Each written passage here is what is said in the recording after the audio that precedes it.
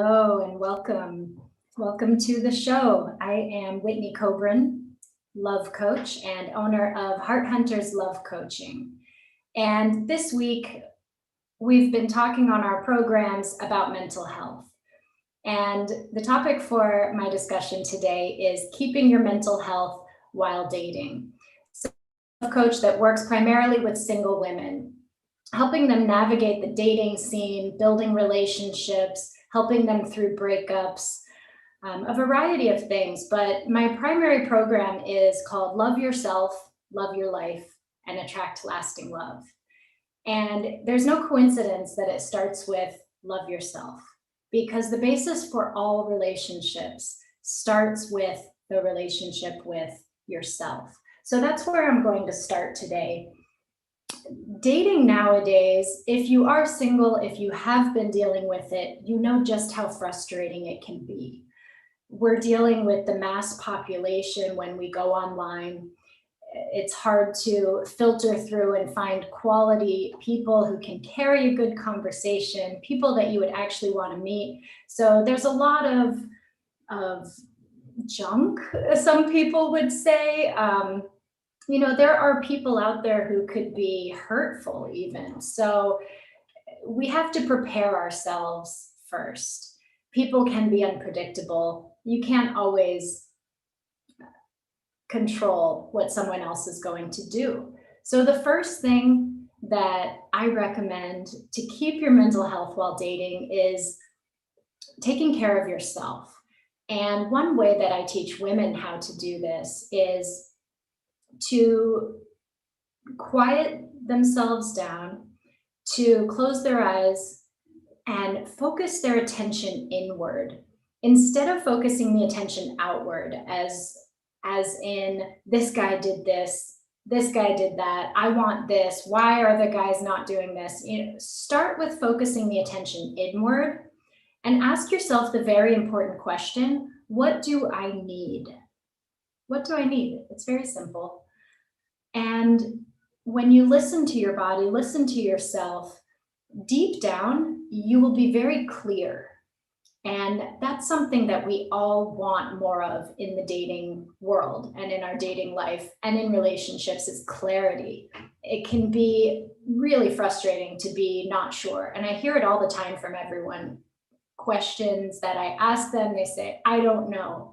I don't know. I don't know what I want. I don't know what this guy's thinking. I don't know what's going on. We want to get clarity. And the way to do that is really to turn the volume down on the outside world and turn the volume up on your inside world. You can do this through meditation. You can do this through an embodiment practice like a feminine flow. But it's very simple. It's not hard to do. Listening to yourself. And when you get that answer, as far as what you need, figure out how you can give that to yourself. When you do that, so I'll give you an example. If someone's dating and they've been hurt and they are frustrated that nobody is asking them out for an actual date, there's a lot of chit chat, a lot of back and forth communication. If you ask yourself, what do I need? And you really want to go on a fun date, my recommendation is take yourself out on a date. You can invite a friend or you could go by yourself, but go do something that you would like to do. Go try a restaurant you'd like to try. Go do something fun. Go explore around your city. Because when you give yourself what you need, you're no longer coming from a place of need. You're coming from a place of fullness. And you're happier because you're getting what you need. And I recommend doing as many things as you possibly can to fulfill your own needs. You can also ask yourself, what do I want? And then give yourself what you want. If what you want is to work out again because you've gotten off the habit, we should never think of things as should, but we always have a choice. I really don't like the word should. I think it's a bad word, and I call it shoulding all over yourself. So if your mental self-talk is, I should take myself out, or I should go work out. Try to change that and notice it and say, I want to, I'm going to, because it really changes the whole feeling there. So that would be step one, is really paying attention to your own needs and giving yourself what you need. Another important step in keeping your sanity while dating is being very clear on what you want. And this is not a laundry list of things that you want, like they have to be this tall and they have to look like this and they have to have this kind of job. What I'm talking about is creating a love intention. And in your love intention, you are getting clear on how you want to feel with this person and what sort of values and goals this person has. Because when you get very, very clear on who you're looking for and what type of relationship you're looking for, it becomes much easier to not only find what you're looking for, but to let go of all of the things that come your way that are not right for you. And that leads us to another common question, is around rejection. I hear from women often that the men that they like don't like them, and the men that like them, they're not that into. And it's also not a coincidence, because oftentimes it's what we're putting out there and what energy we're putting out there. So if a woman likes a guy, she's putting an energy out there of pursuing, of wanting him, of nailing him down, nabbing him. And fundamentally, women who lead with feminine energy, which is not all, but most women lead with feminine energy. And I encourage you to watch one of my other videos about masculine and feminine polarity to learn more about feminine energy and masculine energy. But when a woman leads with this pursuing, it's leading with masculine energy, which will turn a masculine guy off. So you want to be clear on what you want, but then lean back, sit back, lean back, let the masculine energy be the one to push things forward and do the pursuing and do the chasing. And this can be tricky as well, because then we women will find ourselves in a position where we're just waiting for this guy. We're like, why can't I just reach out to him? And this leads me to another tip for keeping your mental health while dating, which is to date multiple people. And I know I get a lot of pushback and resistance from this for a lot of different reasons, but let me tell you why this works. First of all, when you're dating multiple people before the commitment comes, it puts a lot less expectations on any one person. So you're much less likely to be disappointed if you don't hear from someone, if you don't get another date with someone, if they tell you that things aren't going well. And the idea is we want to be calm, we want to be centered, we want to be happy, we want to feel good while dating. We don't want to feel stressed out, worried, anxious, unsure. And when we date multiple people, it just softens that whole expectation.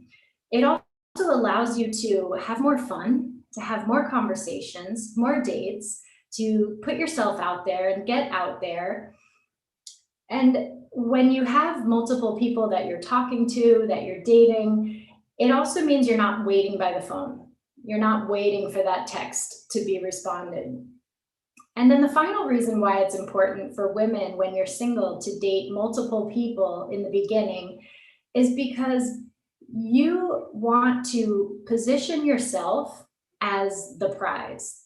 So you are the prize to be won, and they are the suitors that are competing for your hand, for your love. And I know that sounds very old-fashioned, but some of these things that are a little old-fashioned exist for a reason, and there's evidence in biology and evolutionary psychology that explains why these things are the way they are. And again, don't do it because you should. Nobody has to do anything. No woman has to lead with feminine energy. it's always a choice.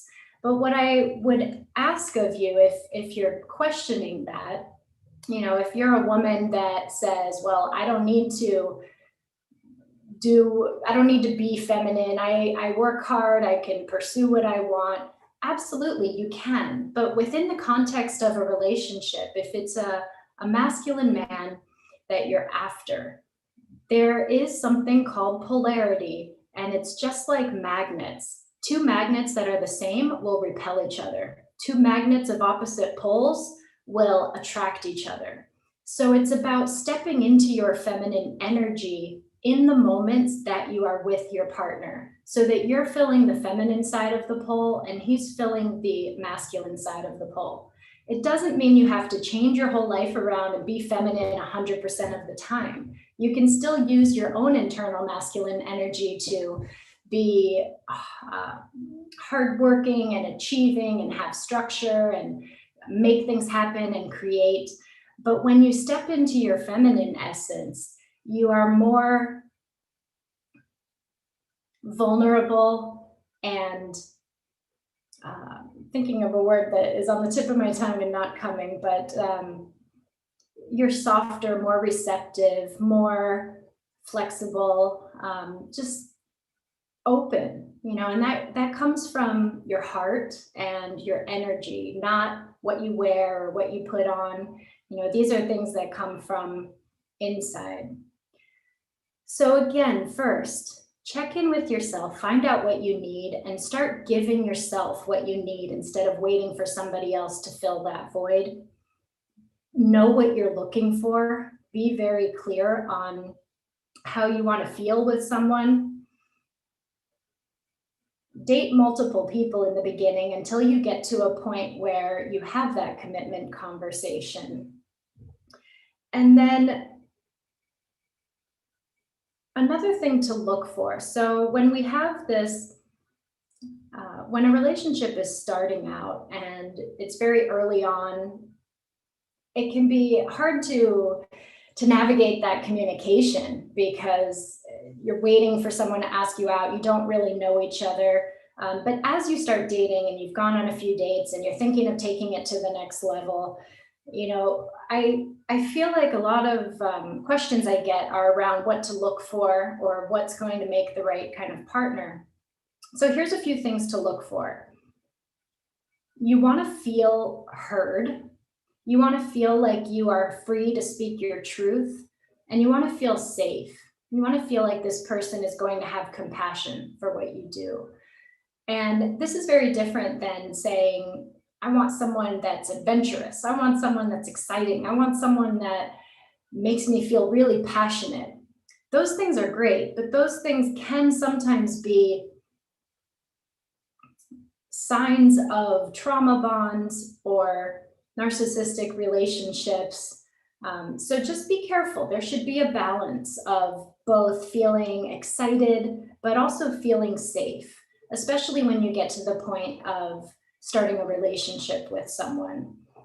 In the beginning, when things are just starting out, you might not feel very safe, but that's coming from you. That's coming from within you. And again, I go back to find out what you need and give that to yourself instead of relying on the other person. So I hope that these tips were helpful for you. If you have more questions, and I think we have a question and answer panel here, so I'll take a few questions. I also want to remind you guys, my website is hearthunterslovecoaching.com, where you can download my 5 steps to turn your love life around. You can also check out my blog or book a one-on-one session with me to answer your questions personally. Hi. So I did have a question as far as the online dating. Is it still possible to meet people when you're not doing the online dating thing, like still in person? That's a really good question. It's a really good question. And the simple answer is yes, it is possible. It is possible. However, if you're not going online, then you're not putting a lot of energy or intention into your dating. and you're most likely it will take longer or you won't have the success. And I know that that's tough for some people because they've had bad experiences online. They know that they have to find a needle in a haystack, which means sifting through all the hay. But what it really all starts with is your relationship with yourself and taking care of your own needs and coming from a place of feeling full and feeling full of love. And when you give that kind of energy off, then you're more likely to attract somebody when you're in person. Imagine if you're in your head and you're thinking about your to-do list, or you're looking at your phone, or you have headphones on and you're walking around the street, or someone comes up and talks to you and you're like, yeah, okay, bye. You're less likely to meet someone. But when you're in your natural energy and you feel radiant, you're going to have people come up to you. And I hear this from women all the time that I coach and that I work with. They're like, the guy that came to fix something in my house today was like flirting with me. And it was, and for these women, it's like a very new experience a lot of times because they've mostly been very, focused on what works in the business world. And I'll tell you, for women, what works in the business world doesn't necessarily work in dating life. So you have to be able to straddle those two. But yeah, it's absolutely still possible, but a little bit less likely to happen. But you also have to be open to it. Okay, that makes sense. I don't know any guy that really wants to be at the negotiating table when he's on the date. It is. So yeah, you're right. So sometimes we have to kind of like learn to switch that mode. But I wanted to ask you a question as well. We can take turns, Amanda. Is like you said, dating different people. You run into kind of like people where people think that's a weird concept. But what's the primary reason you would say that you would give that advice? Number one, you're not in a relationship with anyone yet. You're not in a relationship. There's no reason for you to be one and only committed with this person because most likely they're not. Right. And especially for women, when you do that and you put all your eggs in one basket, your energy shifts. Instead of being light and fun and radiant and joyful and busy and having lots of things going on and being attractive, you're all of a sudden like zeroed in on this guy. And the nature of masculine energy is they want to feel free. They want to, and that's their biggest turnoff is when a woman makes them not feel free. So as a woman, it makes sense to date multiple people until you get to a place where you're committed with someone. And then when you're committed with them, then you break it off with others, but be very candid about it. Be very open. Be like, yeah, I had a date last weekend. And they're like, what? And you say, yeah, we're not committed yet. I'm dating to see who is the best fit for me. And then I will be happy to be in a committed relationship. But letting them know that also lets them know that you have standards, that you have self-worth and self-value, that you're not just going to throw yourself at whoever comes your way. And guys actually grow from challenge. They thrive in challenge. And just like women thrive and grow through praise, women will ask all their friends, hey, how do these jeans look on me? Do they look okay? And their friends will go, oh yeah, they look great. You look great. She grows in confidence. She's like, yeah, okay, thank you. But guys don't do that. Guys aren't like, hey, did my butt look okay in these jeans? No, they break each other's chops. There you go. I didn't want to say. But they tease and challenge each other, right? Yeah. I mean, like you said, the moment you tell a guy, well, I'm actually talking to other people, in his mind, he's going, okay. Depending on his personality, if he has a strong and competitive personality, he's going to take that as, okay, she is somebody that's worth pursuing, right? Because now he knows other people are pursuing. So he has to feel that challenge of doing that, and there's just a sense of value that comes with that. And one thing I want to say is you're not telling everybody to go sleep around. You're saying dating, not sleeping around. Because I think that's what people associate with that. They're like, okay, she's telling me to date other people, so she's telling me to sleep around.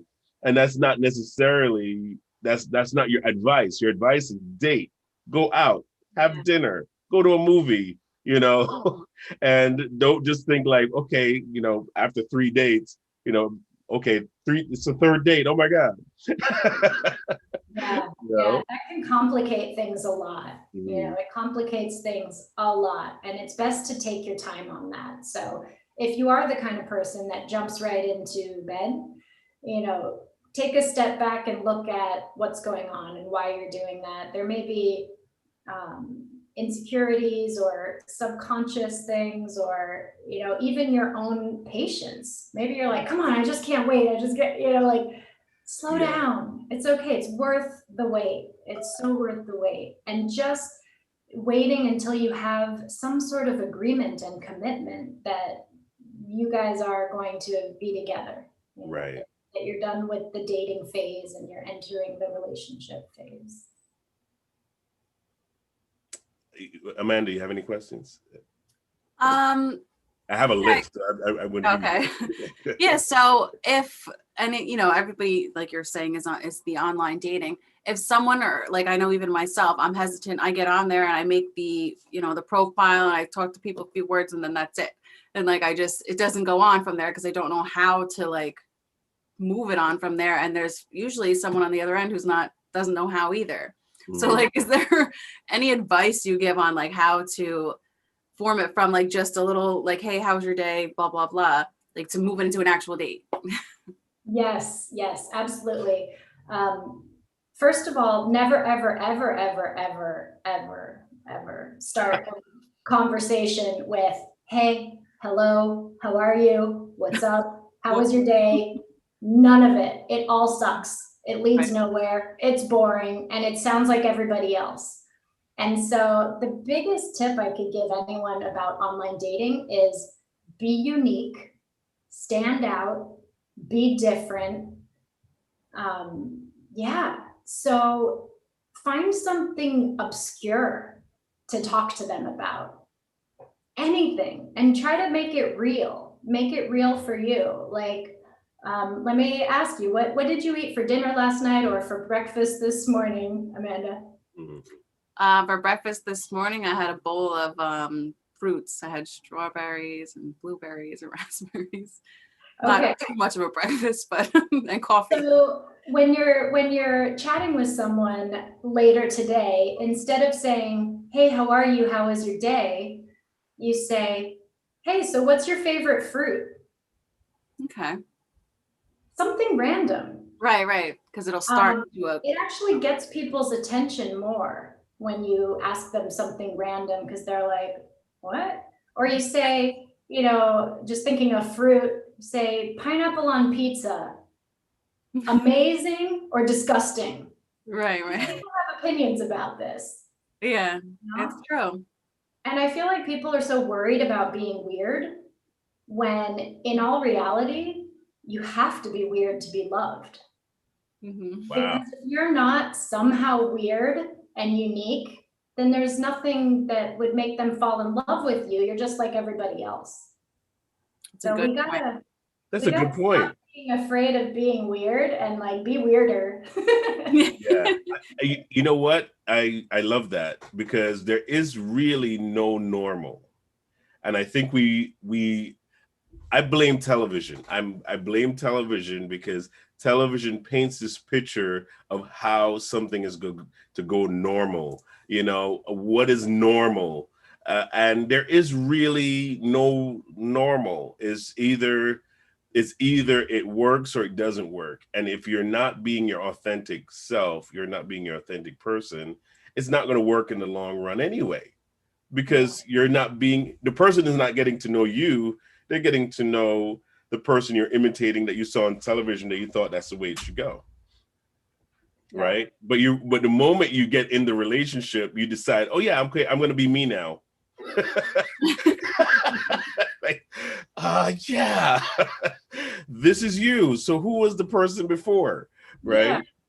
yeah, yeah, Yeah, yep. just being in the dating world, I've experienced that a lot, where Right? they Yeah, pretend to be, who they should be, and then they become their weird self, and doesn't match my weird, and it's too late.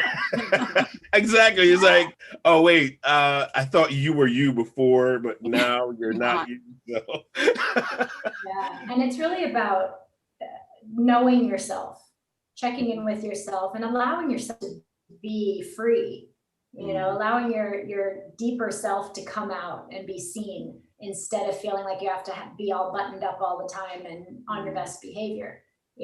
And one of my favorite questions to ask on a first date, which I'll preface this with, nobody wants to be interviewed. Nobody wants a litany of questions. No one wants so what do you do for a living? Where did you go to school? What is your 5-year plan? What are you gonna, like, these are interview questions, business world, not for dates. But one question that I really like is to ask someone, what's the worst thing about you? Just right up front. Oh, wow. Date number one, totally okay. What's the worst thing about you? And what if they say something like, I haven't taken a shower in like 3 months. Then you know, and you can make your decision. If they say like, I used to torture and kill cats, like, get the heck out of there. It's like, thank you for letting me know that. You have a friend call you like, hey, yeah, I have to go. It's an emergency, But one of the other things is be prepared to answer it back. Oh, Yeah. true. What's the worst thing about you? Well, I'm almost always 15 minutes late, you might say. And you know what? Good thing, better that they know now and that you can work on it and talk about it. Yeah, I mean, because everybody has one. But you know what? I think that you said something in the beginning. You said focus on your inward. And then you said date yourself. Right? Like take yourself on a date, see what you like and what you don't like. And I thought that was pretty cool. I have never really heard somebody give that advice before, but it totally makes sense, doesn't it? Yeah, and it's about just what are you disappointed by from others? What are you missing? What are you lacking? Maybe it's someone telling you that you look pretty. So give it to yourself. Stand in front of the mirror and tell yourself you look pretty. Get dolled up, like look amazing, and be like, wow, I do look beautiful. Give it to yourself, whatever it Oh is. my God. Right? Feels like, oh my God. I have no hair to flash, so. But yeah, absolutely. I think that's a great idea. Because you actually get to you can get to try new things. You could do something that you've never done before, see if you like it. And so if you go on a date and somebody takes you, skydiving, and you've never done it before, then it's like, okay, something new. But if you did it yourself and you didn't like it, at least I didn't like that. And so when they suggest it, it's like, well, no, that's not really for me, right? Versus, you're closed off to everything, or you're open to everything, and you're not really sure what you like and what you don't like. I think that's great advice. Yeah, and if you take yourself out and you're feeling fulfilled and happy and like you're getting what you want because you're giving it to yourself, you might just run into somebody organically in person that you meet. You're setting yourself up for all kinds of awesome opportunities. That's awesome. That is awesome. I just have another quick question when you were talking about like the dates, questions on the first date and all that. So I know you said like the interview questions, and I get that because it is like very like you're, interrogating them, but some of them are important. So like, you kind of want to know what they do for a living and not like fall for them and then realize, he's not working or something like that. Or so like, when do you get those questions in, or is that something that people should be listing on their profiles more? Or Do you do it like when you're talking online, or do you do it when you meet in person? What do you suggest? So I'm going to back up to a foundational part of this first. When you're in your feminine essence, you don't have an objective, you don't have an agenda. You're not trying to check off a list, you're not trying to fulfill a purpose. You're just being, you're just there, and you're soaking it all in.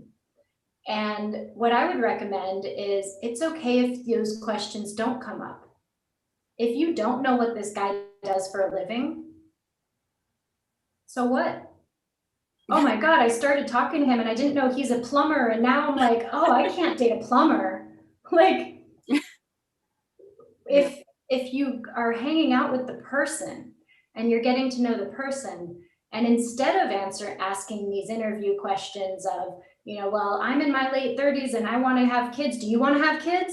Yeah. Like, these are not questions to ask on a first date, because you want to get to know somebody. And when you get to know them, and if you are the same kind of weird and you click, then the answers to those questions will change. You could go on a first date and a guy could say, I'm not looking for anything serious right now. But, if you pin him down with that question, if he comes out and just says it, then if that's not what you're looking for, don't pursue that. But if you are pinning him down and you're like, well, I'm really looking for commitment and I'm really looking for something serious, are you? Then that's a scary question. You're coming at him, you're pursuing him, and I'm kind of going on a tangent here. What was the original question? When is a good time to like figure out, ask those interview questions? But you basically answered it that. So it could either be like early on when you're chatting, if you still can keep it fun and talk about some quirky things and some other things, or just let it happen naturally. Okay. If you follow this program of dating at least 3 people at a time, you want to fill your funnel. You want to go on dates. You want to go out with people who you might not have chosen originally. I hear from women all the time, there's no one worth dating online. And it's because their filter is so heavy that nobody's getting through their filter. Right. And in reality, there's a lot of guys that might come across as a little bit blah or average, that if you meet them, it might turn into something amazing. So I would say, if you have this filter of, it has to be this, this, this, and this, just loosen it up a little bit and just focus on having fun. Just focus on showing up, relaxing, being yourself, enjoying this person. And then, keep your date to an hour. Don't go on these like 3-4 hour treks, or, that way you have time with someone, and make the objective to have fun. Make the objective be to have fun. Instead of objective is this my future husband? Could I possibly date this guy? Will he like me? That's another really bad one. Don't go into something trying to get someone to like you. Just go in aiming to have fun. Just have fun. Advice. Yeah. You know what? That's great advice, Whitney. I know why you're the love coach. You are not. You're not a love coach. You are the love coach. Because I think that honestly, if you're not yourself, and the person is not being themselves, you're really wasting a lot of time being somebody else, and you're not looking for somebody that's going to try to be somebody else. You're looking for somebody that's going to be themselves. You're yourself. They can like you for you. You can like them for them. And I think long term, if you're looking for a long-term relationship, that's how long-term looks, because you can actually go, the person likes you for your authentic self. And so, whichever skew you have, because I think people have different faces for different things. Like, if you're going through a high pressure situation, you have a face for that. If you lost a family member, you have a face for that. If you went through a disappointment at work, a big heavy pressure day, there's a face for that, right? So, I mean, we don't see all those faces at the same time. because on a date, there's no pressure. There's nothing there. But long term, you're going to have things that come up and you're going to see that person in that space. And you can tell, oh, wow, this is how they are when they're in these different modes. And if you can live with that, So Yeah. I appreciate everything that you're saying. And Amanda, thank you for staying on and asking the questions. So we're going to step off again. Thank you everybody for watching. Whitney, tell them how they can reach you again, please. Yes, my website is hearthunterslovecoaching.com. And on my site, you can apply for a free one-on-one session with me, or you can download my 5 steps to turn your love life around. Awesome. All right. See you guys in a few minutes. We have Lori Steig coming up next. All right. Thank you.